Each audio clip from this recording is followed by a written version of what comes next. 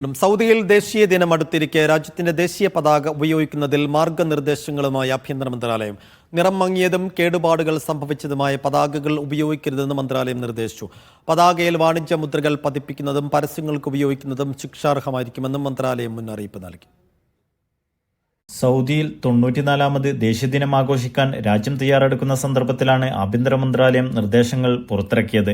രാജ്യത്തിന്റെ ദേശീയ പതാക ഉപയോഗിക്കുന്നതുമായി ബന്ധപ്പെട്ടാണ് നിർദ്ദേശങ്ങൾ. നിറം മങ്ങിയതും മോശം അവസ്ഥയിലുള്ളതുമായ പതാകകൾ ഉപയോഗിക്കാൻ പാടില്ല. പതാകയിൽ വ്യാപാരമുദ്ര പതിപ്പിക്കുകയോ പരസ്യാവശ്യങ്ങൾക്ക് ഉപയോഗിക്കുകയോ ചെയ്യുന്നത് നിരോധിച്ചിട്ടുണ്ട്. പതാകയ്ക്ക് കേടുപാടുകൾ വരുത്തുന്നതോ അഴുക്കുണ്ടാക്കുന്നതോ ആയ മോശം സ്ഥലത്ത് പതാക ഉയർത്തരുത്. മൃഗങ്ങളുടെ ശരീരത്തിൽ പതാക സ്ഥാപിക്കുവാനോ അച്ചടിക്കുവാനോ പാടില്ല. പതാകയെ അപമാനിക്കുന്നതോ കേടുവരുത്തുന്നതോ ആയ ഏതുവിധത്തിലും ഉപയോഗിക്കരുത്.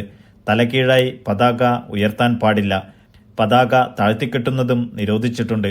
തുടങ്ങിയ മാർഗനിർദ്ദേശങ്ങളാണ് മന്ത്രാലയം പുറത്തുവിട്ടത്. Naushad Irikkur, media 1, Dammam.